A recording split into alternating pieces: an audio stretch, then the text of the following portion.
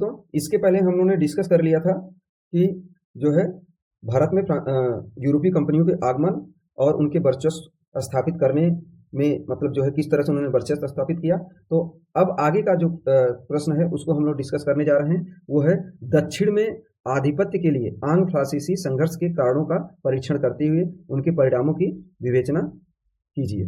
उनके परिणामों की विवेचना कीजिए। और क्या कर्नाटक युद्ध अपरिहार्य था? तो क्वेश्चन क्या है, दक्षिण में आधिपत्य के लिए आंग्ल फ्रांसीसी संघर्ष के कारणों का परीक्षण करते हुए उनके परिणामों की विवेचना करें। क्या कर्नाटक युद्ध अपरिहार्य था?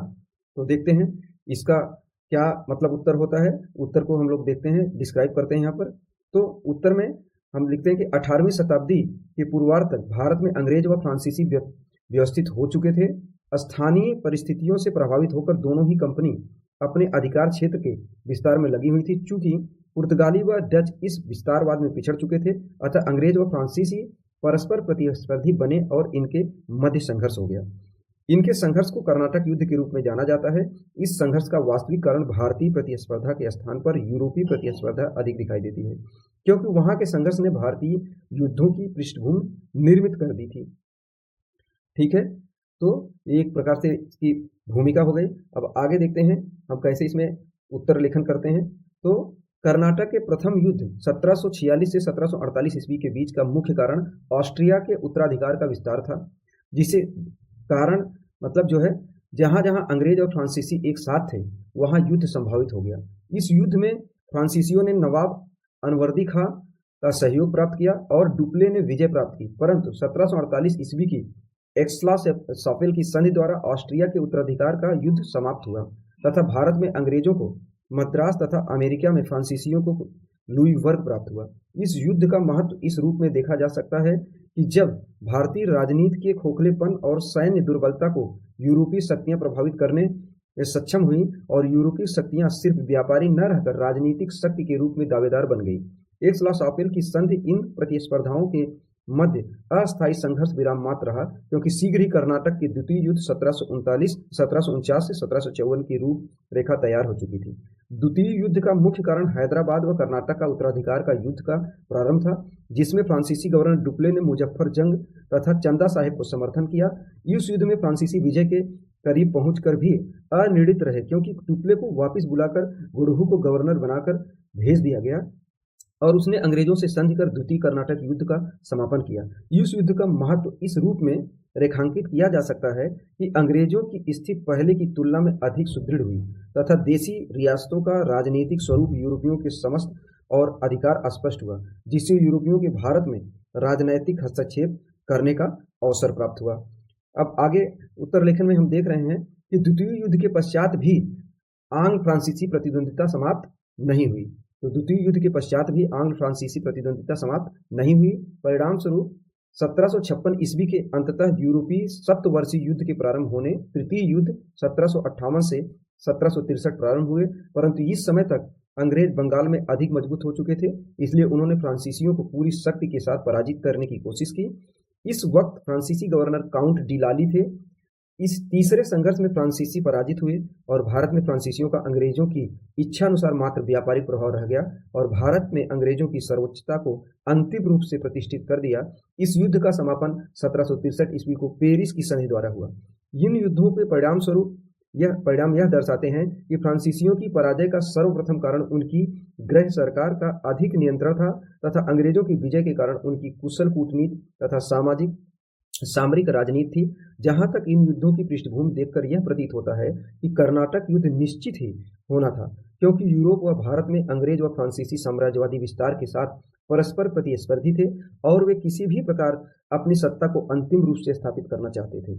यदि क्षेत्रगत आधार पर कर्नाटक की परिस्थितियों का अवलोकन करें तो प्राप्त होता है कि स्थानीय उत्तराधिकार के प्रश्न ने उनकी सामरिक दुर्बलता ने अल्प शक्तियों को हस्तक्षेप करने का अवसर प्रदान किया। चूंकि ये शक्तियां दक्षिण में अंग्रेज व फ्रांसीसी ही थे, इनके मध्य भी संघर्ष अवश्यंभावी हो गया था, जो कर्नाटक युद्धों का पर्याप्त कारण बना। तो हम लोगों ने अभी डिस्कस कर लिया कि जो है फ्रांसीसी और अंग्रेजों के बीच जो संघर्ष का कारण था उसके बारे में, और किस तरह से जो है उन लोगों ने मतलब जो है दक्षिण में अपना आधिपत्य स्थापित किया।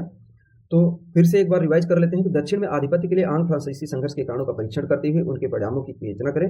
क्या कर्नाटक युद्ध अपरिहार्य था?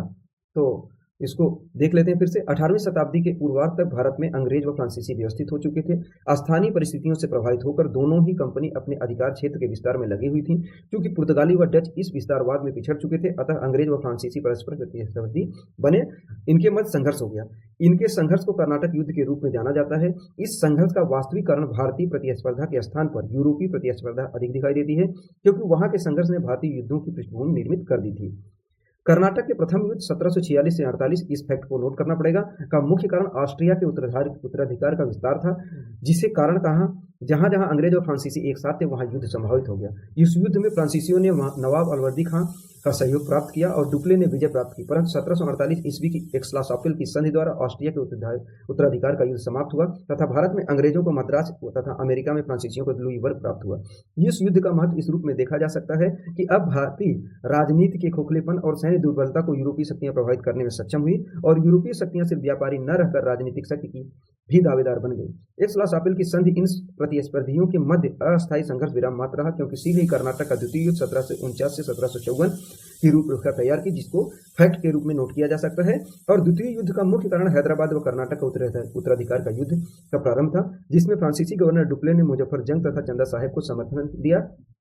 इस युद्ध में फ्रांसीसी विजय के करीब पहुंचकर भी अनिर्णित रहे, क्योंकि डुप्ले को वापस बुलाकर गुडहू को गवर्नर बनाकर भेज दिया गया और उसने अंग्रेजों से संधि कर द्वितीय कर्नाटक युद्ध का समापन किया। इस युद्ध का महत्व इस रूप में रेखांकित किया जा सकता है कि अंग्रेजों की स्थिति पहले की तुलना में अधिक सुदृढ़ हुई तथा देशी रियासतों का राजनीतिक स्वरूप यूरोपियों के समस्त अधिकार स्पष्ट हुआ, जिससे यूरोपियों को भारत में राजनीतिक हस्तक्षेप करने का अवसर प्राप्त हुआ। द्वितीय युद्ध के पश्चात भी भारत में आंग्ल फ्रांसीसी प्रतिद्वंदिता समाप्त नहीं हुई। परिणामतः 1756 ईस्वी के अंततः यूरोपीय सप्तवर्षीय युद्ध के प्रारंभ होने से तृतीय युद्ध 1758 से 63 फैक्ट नोट किया जा सकता है प्रारंभ हुए, परंतु इस समय तक अंग्रेज बंगाल में अधिक मजबूत हो चुके थे, इसलिए उन्होंने फ्रांसीसियों को पूरी शक्ति के साथ पराजित करने की कोशिश की। इस वक्त फ्रांसीसी गवर्नर काउंट डी लाली थे। इस तीसरे संघर्ष में फ्रांसीसी पराजित हुए और भारत में फ्रांसीसियों का अंग्रेजों की इच्छा अनुसार मात्र व्यापारिक प्रभाव रह गया और भारत में अंग्रेजों की सर्वोच्चता को अंतिम रूप से प्रतिष्ठित कर दिया। इस युद्ध का समापन 1763 ईस्वी को पेरिस की संधि द्वारा हुआ। इन युद्धों के परिणाम यह दर्शाते हैं कि फ्रांसीसियों की पराजय का सर्वप्रथम कारण उनकी गृह सरकार का अधिक नियंत्रण था तथा अंग्रेजों की विजय के कारण उनकी कुशल कूटनीति तथा सामरिक राजनीति थी। जहां तक इन युद्धों की पृष्ठभूमि देखकर यह प्रतीत होता है कि कर्नाटक युद्ध निश्चित ही होना था, क्योंकि यूरोप व भारत में अंग्रेज व फ्रांसीसी साम्राज्यवादी विस्तार के साथ परस्पर प्रतिस्पर्धी थे और वे किसी भी प्रकार अपनी सत्ता को अंतिम रूप से स्थापित करना चाहते थे। यदि क्षेत्रगत आधार पर कर्नाटक की परिस्थितियों का अवलोकन करें तो प्राप्त होता है कि स्थानीय उत्तराधिकार के प्रश्न में वह उनकी सामरिक दुर्बलता ने अल्प शक्तियों को हस्तक्षेप करने का अवसर प्रदान किया। चूंकि ये शक्तियां दक्षिण में अंग्रेज व फ्रांसीसी थे, इनके मध्य भी संघर्ष अवश्यंभावी हो गया, जो कर्नाटक के युद्ध का पर्याप्त कारण बना। तो इस तरह से हमने जो है इस क्वेश्चन का आंसर को एनालिसिस किया। अब अगला क्वेश्चन जो है, बंगाल में अंग्रेजों के विस्तार के कारण हुए व्यापक परिवर्तनों की समीक्षा करो, इसको हम लोग डिस्कस